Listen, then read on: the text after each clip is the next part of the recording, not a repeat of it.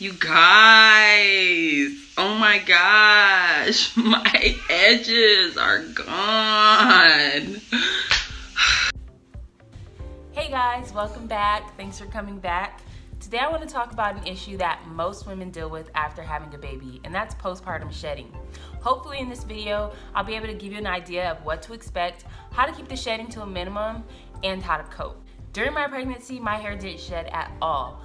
I didn't lose any hair at all. So I had the stereotypical pregnancy hair. My hair was luscious, shiny, and super full. And then at about 8 to 10 weeks postpartum, my hair began to shed at a normal rate, about 50 to 100 strands a day. So it wasn't anything big, nothing major. I wasn't really concerned about it. I thought, okay, this is fine. Maybe I won't lose a whole bunch of hair. No. I'm officially 16 weeks postpartum, and my hair has begun shedding at an alarming rate. And what brought it to my attention is that, anytime I touch my hair, I lose strands of hair. Every once in a while, I find it on my shirt, which is very uncommon for curly girls because when our hair sheds, it just gets mixed up in there. Okay, so detangling became more difficult. I couldn't go as long without detangling, and I was losing strands with very low manipulation. So like I said, it was anytime I would touch it, if I would try to change the part in my hair or split my hair in half or take a ponytail out of my hair, just losing strands of hair. My first tip is to avoid long-term protective styles. I know that's very counterintuitive for us natural girls, but the longer you go without detangling your hair, the higher the chances are of you accumulating shed hair within the hair that hasn't shed, and that increases the likelihood of getting breakage. So when your hair mats up, it's easier for your healthy hair to break off. So avoid those long-term protective styles. My second tip goes along with the first, and that is to wash, condition, and detangle often. Again, super counterintuitive, but you want to get that shed hair out of your healthy hair to avoid matting, because matting equals breakage. My third tip is to continue taking your vitamins, continue taking your prenatals, and try to have as healthy a diet as you can. It's not always possible to eat super healthy, but if you can keep your iron high and your protein, that should help a lot. My next tip is to know your hair's needs. If your hair needs moisture, make sure you're using very moisturizing products. If your hair needs protein, you can try a protein deep conditioner or some protein heavy products. My last tip is just to practice good health care. And that's obvious, right? You want to wash your hair gently and regularly. Use conditioners with a lot of slip. Section your hair and make sure you're detangling from the ends to the roots. I've personally gone from having a wash day every 6 to 7 days to having a wash day at least twice a week. So in addition to my deep conditioning and protein treatments when I need them, this is what I do at least twice a week. So here's another shot on my temples and how much they're receding. There's some stray hairs in there, but for the most part, my temples are completely gone.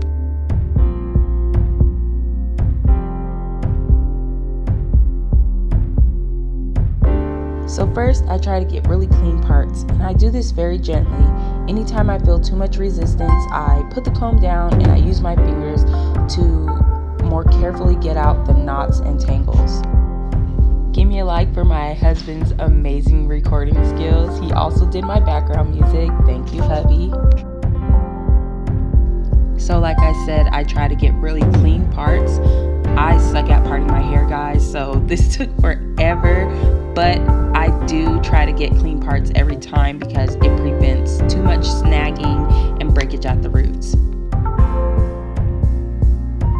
So I'm just carefully separating my hair, making sure there are no flyaways or pieces of hair getting in the wrong section, and I'm just clipping them out of the way or putting a ponytail in them to keep them out of the way. Then I just repeat the same thing on the other side, gently parting my hair and separating each section with a clip or a ponytail. I saturate my hair with water and conditioner, and then I finger detangle. I do this very thoroughly and gently, so I take as much time as I need to. That way I don't do too much tugging or snagging at my hair. And you want to make sure to always pause and remove the shed hair from your fingers. That way it doesn't go back into your hair and get caught up with the unshed hair. Once the hair is off my hands, I go back to detangling with my fingers.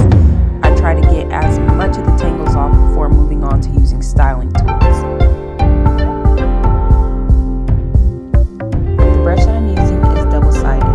I use the wider side first, right after finger detangling, from ends to root, just to get out any knots that were not removed when I was using my fingers. Then I move on to the finer side, and again I go from end to root, and that'll just work out any tangles that the wider side wasn't effective against. I repeat this process over my whole head, finger detangling, using the wide side of my brush, switching over to the fine side, making sure to get all those tangles out, and then I secure it out of the way and move on.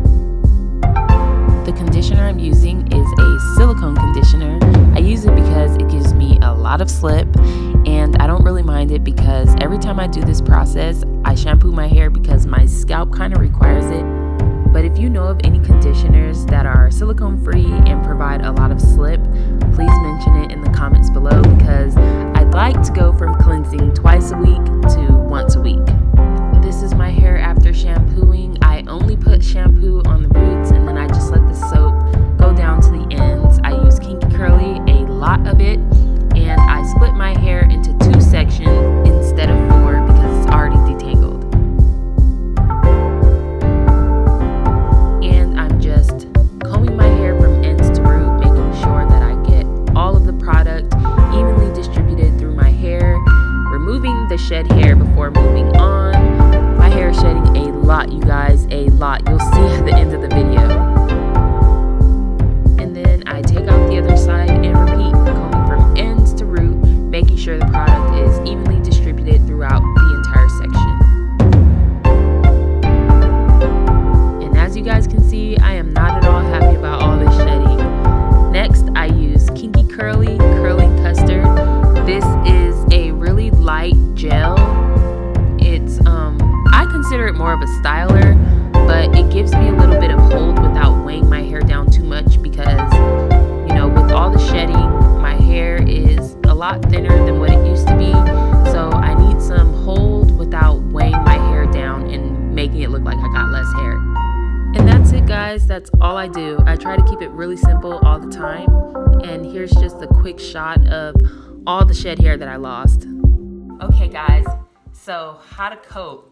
First of all, I don't want to invalidate how anyone feels because every time I wash my hair and see all the hair on the counter after detangling, I have a mini heart attack. But I just remind myself that it's temporary and my hair will grow back. I just recite that to myself. I literally recite that to myself when I get too upset about it or when I get too emotional about it. It's temporary. It will grow back because it will. This is just a temporary change that your body's going through after having your baby. It's hormonal, and once things balance out, your hair will go back to normal. Since I have visible balding, I just cover it up. I just cover it up, out of sight, out of mind. I never wear a side part anymore.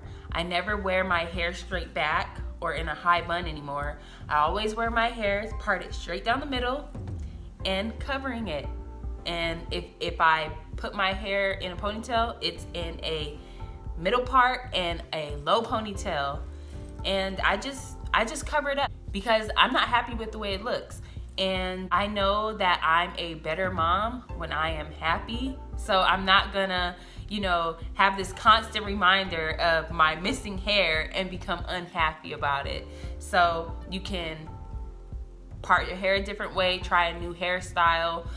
There are hair mascaras that you can use to cover it up, and there are fibers that you can spray onto your scalp to make your hair look thicker or to build up your hairline. You can also try hair extensions. You can try diffusing if you have curly hair, or a blowout if you have straight hair. If you have curly hair, you can get a blowout too, but you know. You can cut layers. Layers also give you an illusion of thicker hair. Even get some clip-in hair extensions. For my curly girls, there are like so many options for natural looking extensions that match how our hair looks.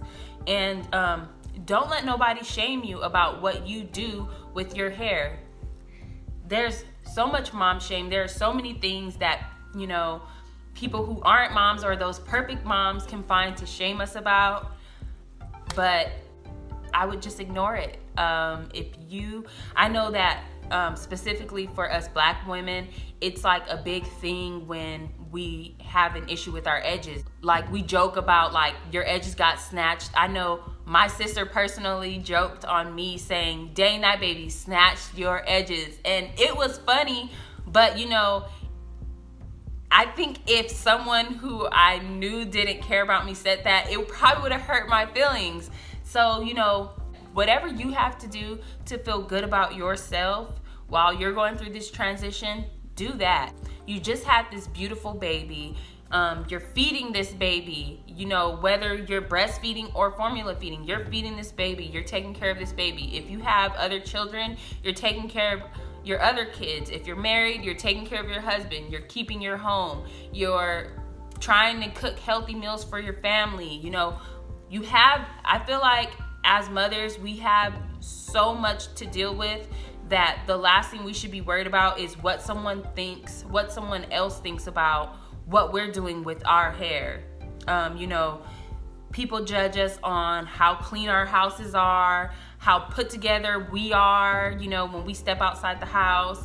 People judge us on how our kids look, if our kids are throwing a tantrum, if they're dressed up all cute, you know, if we're put together or if we're a hot mess mom, you know. They judge us on our bodies right after we have a baby. Did you snap back yet? Like, girl, you have enough to worry about. Do what you have to do to be happy. That way you can better care for your family. I hope this helps someone, whether you are an expecting mother or you're not quite in this part of the 4th trimester or you're right in this with me. Comment down below. Let me know how you're dealing with your postpartum shedding or how you plan to deal with your postpartum shedding. If you guys are interested in a birth story, I'd be really happy to share that in a story time. I have some clips leading up to my birth, and my engagement anniversary is coming up soon. So if you guys want a story time about that and how I planned my wedding in 5 weeks, go ahead and comment down below and let me know if you guys are into anything like that. Thank you guys so much for watching, and I'll see you in the next one.